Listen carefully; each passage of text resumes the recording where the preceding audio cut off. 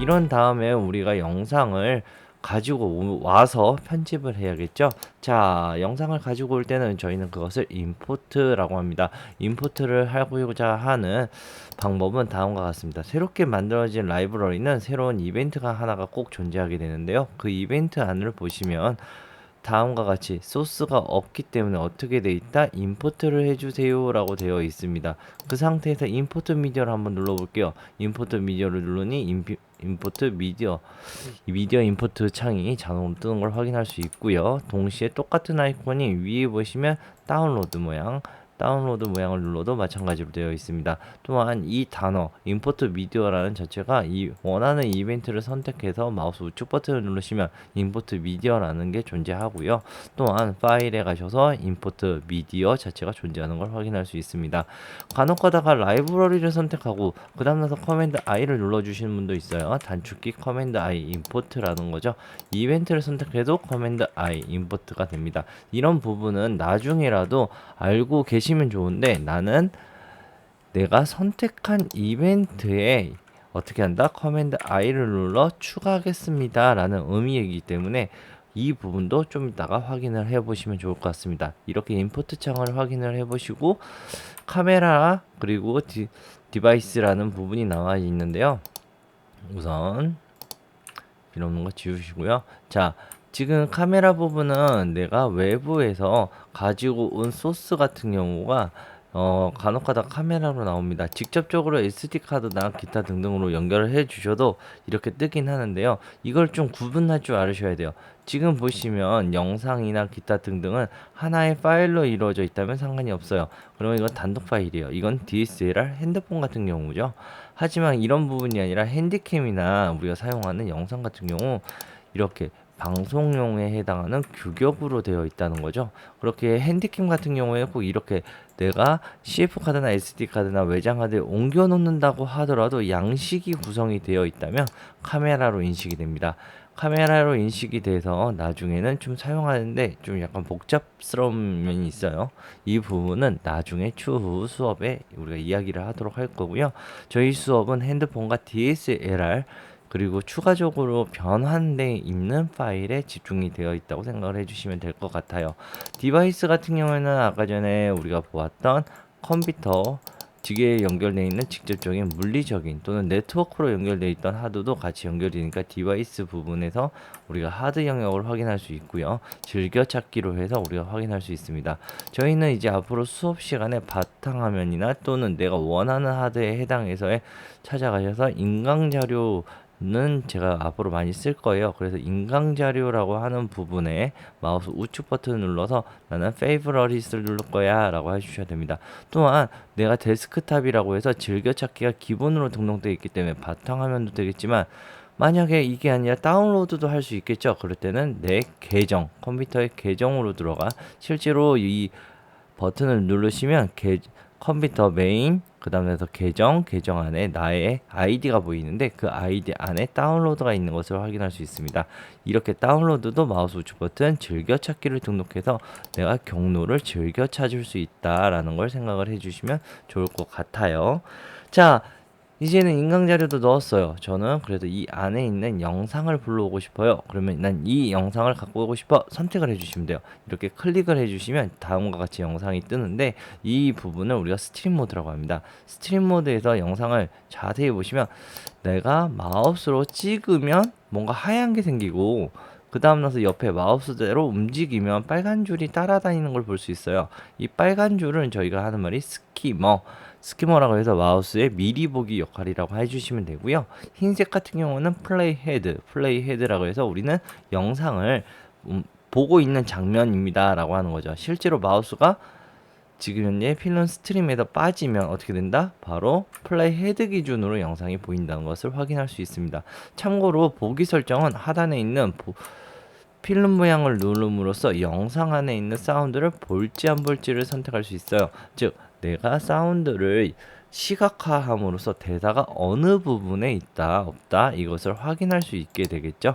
그러니까 이런 부분도 같이 사용을 해주셨으면 좋겠습니다.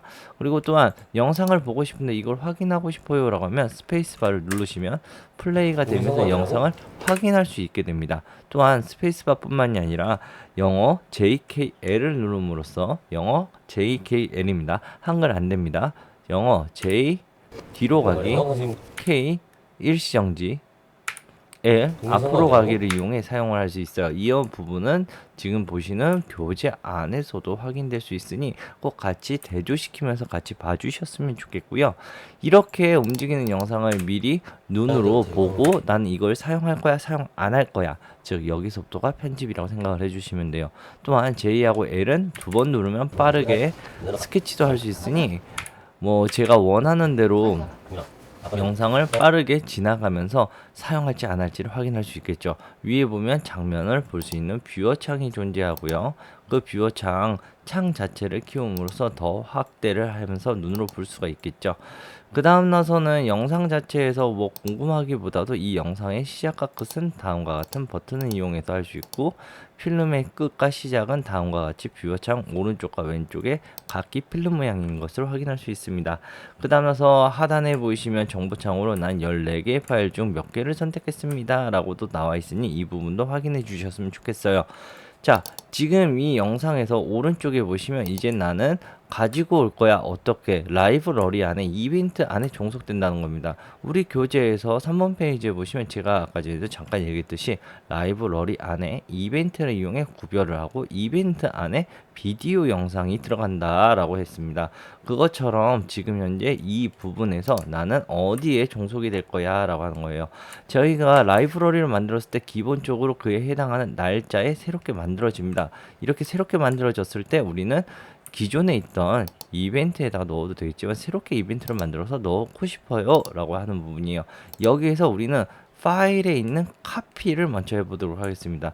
여기서 좀 중요해요. 나는 이벤트 안에 클립을 어떻게 한다? 파일의 형식을 카피로 하겠습니다 라고 규정을 짓는 거예요.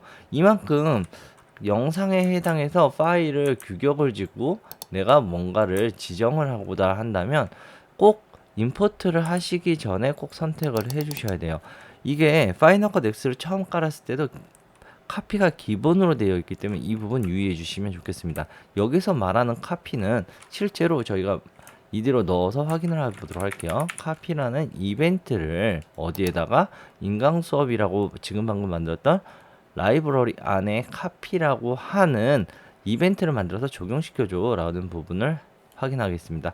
나머지 부분은 좀 이따가 확인하도록 할게요. 임포트 셀리트를 누름으로써 클립을 하나 가져갔습니다.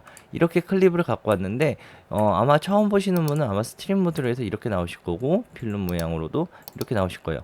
아까 보기 설정에서도 말했듯이 필름을 눌러서 웨이브 폼을 선택을 함으로써 볼 수가 있고, 참고로 여기에서는 두께 조절을 해서 볼 수 있는데 우선은 이 카피에 대해서 좀 확인을 하자는 거죠. 이 카피라는 확인은 마우스 우측 버튼 리뷰링 파인더를 눌러서 직접적으로 확인해 보시면 경로를 확인해 보시면 어떻게 되어 있다. 나는 라이브러리, 내가 만들었던 라이브러리 안에 카피라는 폴더 안에 오리지널 비디오로 들어가 있습니다. 얘를 그러면 바깥으로 꺼내서 쓰면 되지 않느냐? 안 됩니다. 유의해 주세요. 이건 절대 안 돼요.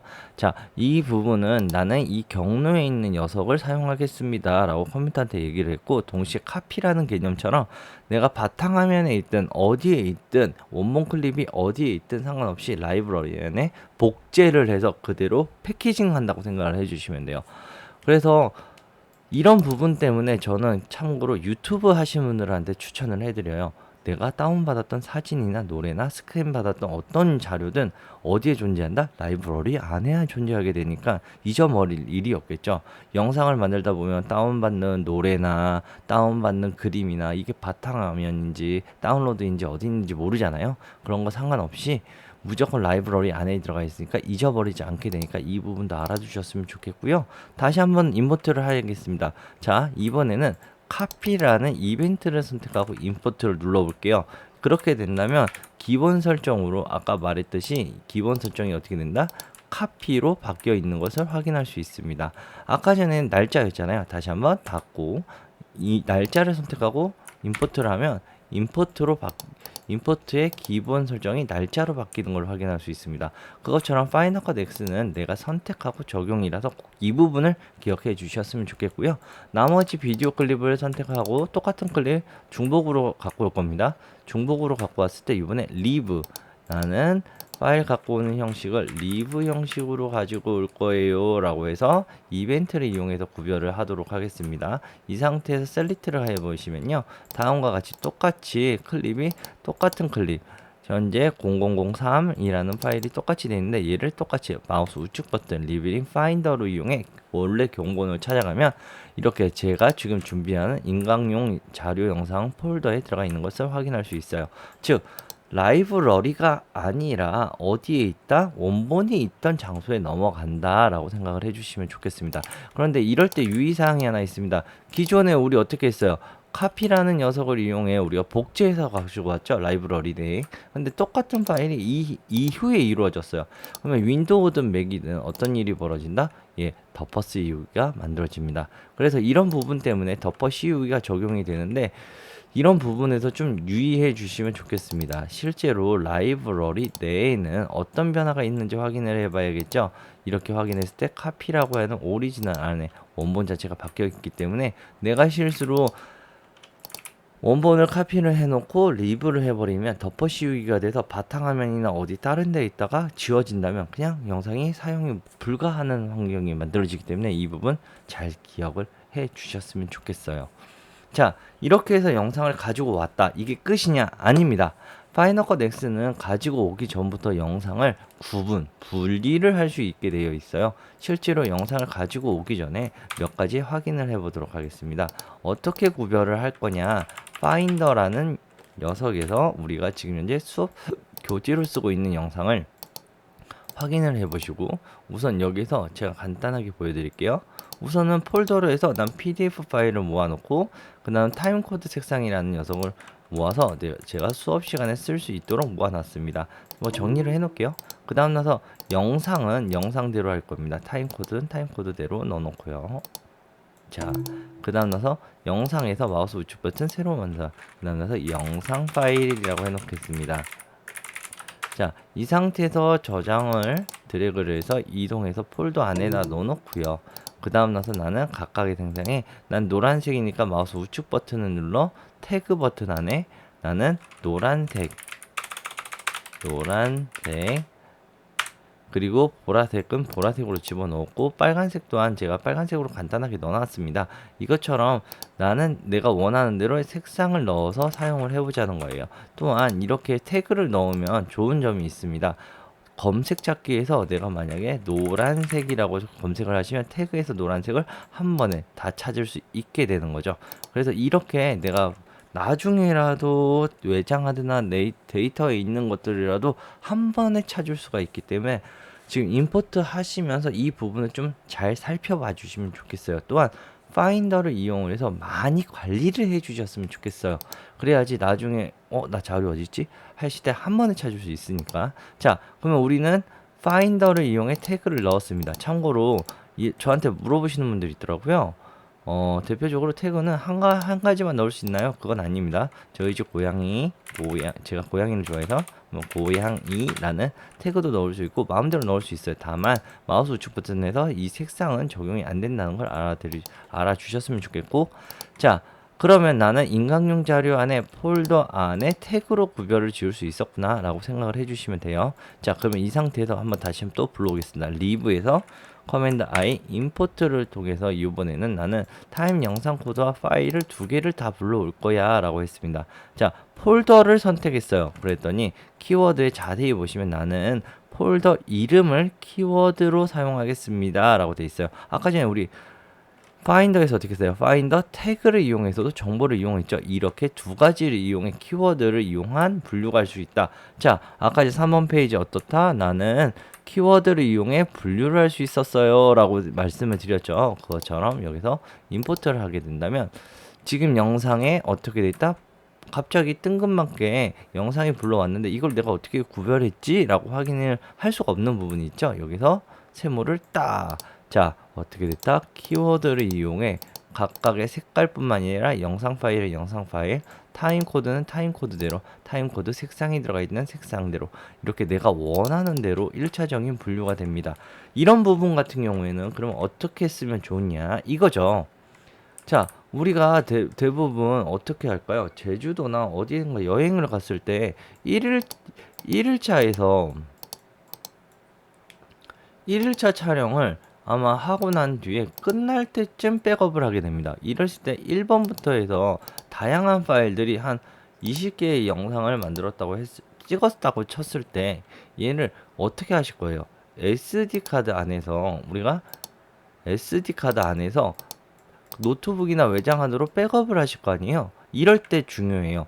이 지금처럼 내가 파일을 직접적으로 폴더로 드래그 하셔도 좋겠지만 또는 이 상태에서 파인더로 얘네들을 다 선택을 해놓고 그 다음 나서 내가 원하는 대로 적용을 시키면 내가 한 번에 파일들을 적용을 시킬 수도 있으니 더 유용해지겠죠. 이거는 뭐 어느 게 좋다 이런 거는 말씀을 못 드리겠어요. 나는 얘를 이용해 어떻게 영상에 대한 파인더를 이용을 하거나 아이고야 이게 안 되네요. 아니면 아래에 있는 녀석을 파인더를 이용하거나 폴더를 이용을 해서 1차적인 구별만 해주셔도 다음과 같이 이벤트 안에 어떻게 되어 있다? 영상을 따로 내가 선택적으로 선택적으로 구분을 하면서 사전에 미리 작업을 할 수 있게 되어 있다라는 거죠. 이런 부분이 좀 약간 다른 편집 프로그램과 좀 많이 상당히 다릅니다. 편집을 하기 전에, 즉 편집을 할 때는 편집만 집중하시라는 거예요. 나머지는 편집이 아니라 작업을 함으로써 우리가 요령껏 사용할 수 있게 되어 있다는 거죠. 그래서 이런 부분도 좀 알아주셨으면 좋겠어요. 그러니까 맥을 떠나서 파이널 컷 X만의 특징이라서 좀 알아주셨으면 좋겠어요. 그런데 이런 게 좀 약간 과해요. 자, 동시에 이제는 이 영상들을 역할들을 구별을 할 겁니다. 나는 파일을 갖고 왔고 난 이 영상들이 있어요 라고 했을 때 역할을 지정을 해보자고요. 우리가 예능에서나 어디에서는 좀 생각을 해보시면 돼요. BJ들이 있어서 각각의 인물에 대해서 따로 찍고 있잖아요. 그러면 그 ABCD라는 카메라를 우리가 정보를 입력해서 넣을 수도 있겠지만 그게 아니라 시각적으로 색깔로도 넣을 수 있다는 겁니다. 클립을 선택을 해주시고 마우스 우측 버튼을 누르셔서 여기에 룰스를 이용을 해서 정보를 넣을 수가 있어요. 근데 이런 정보는 나중에 한 번에 다 임포트를 해놓고 나서 역할을 지정을 하는 게 좋아서 이 부분을 확인해 보면 좋겠고요. 자, 나머지 우리 임포트에 대해서 좀 설명을 하도록 하겠습니다. 임포트 창을 열어주시면 다음과 같이 영문으로 되어 있을 때 헷갈리실 경우가 있는데 걱정하지 마세요. 제가 미리 그럴까봐 한글하고도 교재에 다 대응을 시켜놨습니다. 지금 교재에서 보시는 것처럼 나는 영상에 대해 임포트에 대한 설명에 대해서 하나씩 분리를 해놨습니다. 뭐 지금까지 말했던 폴더를 얘기를 하는 것 뿐만이 아니라 아래 보시면 아날라이징 비디오라고 되어 있는 부분이 있어요. 아날라이징 비디오 같은 경우에는 비디오 분석을 얘기를 하면서 비디오에서 폴다운 제거라는 부분이 있습니다. 폴다운은 영상과 소리의 0.1% 정도를 늦춰서 우리가 정각으로 찍었던 장면수를 어떻게 한다? 낮추셔서 24프레임, 30프레임, 60프레임을 23.976, 59.97로 대응시키면서 작업을 할 수 있게 되어 있는데 요즘은 이런 부분은 자동으로 핸드폰이나 DSLR에서 적용이 되어 있는 부분이라 뭐 따로 확인을 해보시면 좋겠고요. 그 다음에 하단에 있는 밸런스 컬러 부분입니다. 밸런스 컬러는 컴퓨터가 스스로 알아서 색상과 대비를 자동으로 맞춰준다는 건데 핸드폰에 있는 오토 밸런스랑 똑같다고 생각을 해주시면 돼요. 그래서 저는 오히려 영상을 만드시는 분들은 좀 비추한다는 거, 제작자의 의도에 맞춘 색상이 약간 어긋날 수가 있습니다. 또한 Find People, 사람 찾기라고 되어 있는데 사람 찾기의 결과를 통합하고 스마트 모음을 생성을 한다고 되어 있는데 이 부분은 추후에 우리가 수업이 끝나기 전에 한번 직접적으로 볼 겁니다. 직접적으로 간단해요. 이거는 화면 안에 사람을 찾아냅니다. 사람이 몇 명이고 샷 사이즈를 구별을 해준다. 그리고 그 찾은 것을 구분을 시켜 한눈에 볼 수 있게 해준다라고 생각을 해주시면 됩니다. 하단에 있는 트랜스코드입니다. 트랜스코드 같은 경우는 옵티마이즈라고 해서 우리가 영상을 만들 때 편집에 최적화입니다. 화질에도 당연하고요. 일반적으로 우리가 쓰고 있는 DSLR과 핸드폰은 작은 기계에서 효율적으로 쓰기 위해 압축되어 있다라고 생각을 하면 돼요. 그러면 이거를 효율적으로 쓰기 위해서 어떻게 해야 되냐? 당연히 압축을 풀어야겠죠. 이 상태에서 압축을 풀게 되다 보니 위에 보이는 옵티마이즈는 애플 프로레스 422 코덱으로 압축을 풀게 되어 있다는 거죠. 애플 프로레스 422이라는 코덱은 일반적인 H264 또는 DSLR에서 사용하는 H264와 핸드폰 요즘에 최근에 사용하는 HVC보다 용량이 적어도 4배 정도 돼요. 그래서 이 부분을 좀 기억을 해주시면 좋겠고요.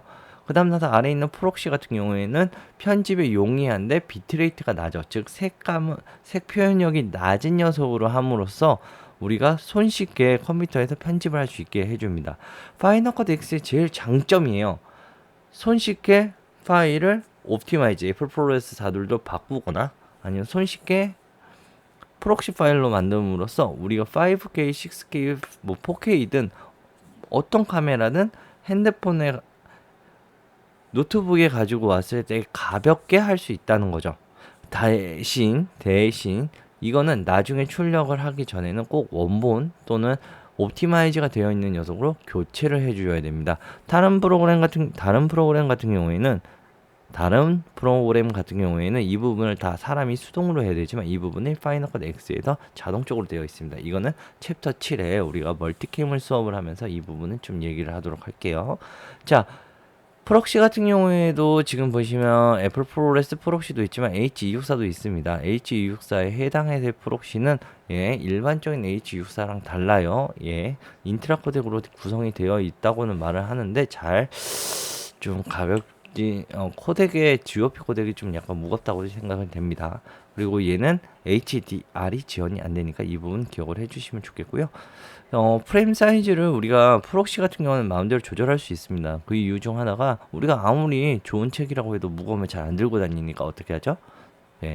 제본을 뜨죠. 그렇게 제본을 뜬 것처럼 사이즈도 어차피 원본이 집에 있으니까 좋은 화질의 좋은 책이 집에 있으니까 얘도 제본을 뜬다는 개념으로 사이즈를 줄일 수가 있어요.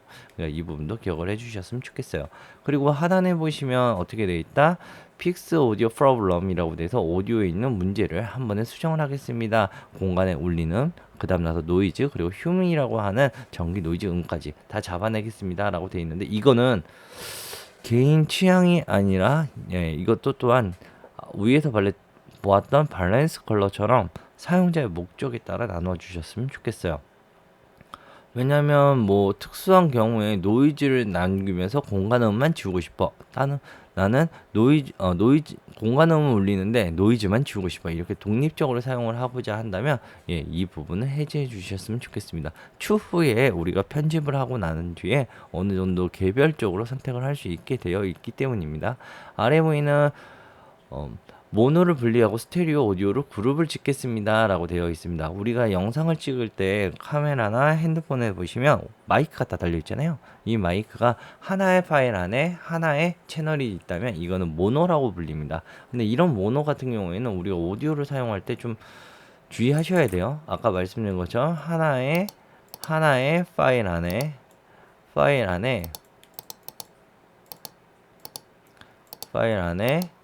하나의 채널이 있다. 그거는 모노예요. 하지만 이런 게 존재하지 않고 하나의 파일 안에 우리가 지금 현재 이어폰 들을 때 어떻게 하세요? 우리가 양쪽이 두 개 다 다르죠. LR이라고 하는 각각의 채널이 나누어진다는 거죠. 이게 이 채널이에요. 그런데 요즘에 이런 건 아니에요. 예능이나 그런 것들 보시는 것처럼 다수의 한 번에 촬영할 때 마이크를 하나만 이용합니다. 그렇지 않죠. 우리가 지금 유튜브를 보더라도 와이어리스를 쓰잖아요. 그러면 한 파일 안에 몇 개의 채널이 존재하냐는 거죠. 이게 좀 약간 요즘에는 좀 중요해졌어요. 이 파일 안에 내가 뭐 원하는 대로 뭐 6명이면 6명에 해당하는 채널이 존재합니다. 몇 개의 채널이 존재합니다. 지금처럼 보시는 것처럼 하나, 둘, 셋, 세 개에 대한 파일 형식이 달라졌는데 이 부분을 어떻게 한다? 나는 모노로 분리하고 스테레오 영상을 오디오로 그룹을 지정을 하겠습니다. 즉 모노로 갖고 왔던 영상들은 다 분리를 하고 분리를 해서 다시 한번 스테레오로 묶어낸다는 거죠. 지금 현재 여기서 문제가 되는 것보다 바로 여기 있는 6채널짜리. 그래서 이런 부분은 가급적이면 사용하지 않으셨으면 좋겠습니다. 특수한 목적 때문에 내가 묶고 싶다면 이거는 우리가 편집을 하면서 묶어내면 돼요. 아니면 뭐 아예 진짜로 편집을 하면서 묶으면 돼요. 이런 거는 차라리 편집을 하고 난 뒤 목적에 맞춰서 사용을 해주시는 게 좋을 것 같습니다. 이 부분 기억해 주시면 좋겠고요. 그리고 영상을 갖고 왔을 때 오디오 채널이 없을 경우 어떻게 한다? 디셈블 부금 처리하겠습니다. 이 뜻이고요. 아래 보이는 오디오 룰스 같은 경우에는 IXML이 있는 파일 같은 경우에는 그에 맞는 트랙과 정보를 같이 불러오겠습니다. 입니다. 그리고 하단에 보이는 이 명령어가 참 재밌는데 바로 내가 한 번의 파일을 여러 개 하드에서 갖고 올 거야 라고 한다면 임포트 창을 계속 열었다 닫았다 해야겠죠. 그러니까 이 마지막에 있는 close window after starting importer를 가지고 내가 가지고 오고 난 뒤에도 임포트 창을 안 닫겠습니다 라는 의미입니다. 지금은 켜져 있으니까 임포트를 하고 나면 꺼져요. 그러니까 이 부분도 기억을 해주시면서 임포트 창을 확인해 주시면 감사하겠습니다. 그리고 임포트 창에서 죄송한데 임포트 창에서 파일을 불러올 때 임포트 영상의 사운드 부분은 여기서 확인할 수 있다는 거 잊지 않으셨으면 좋겠어요.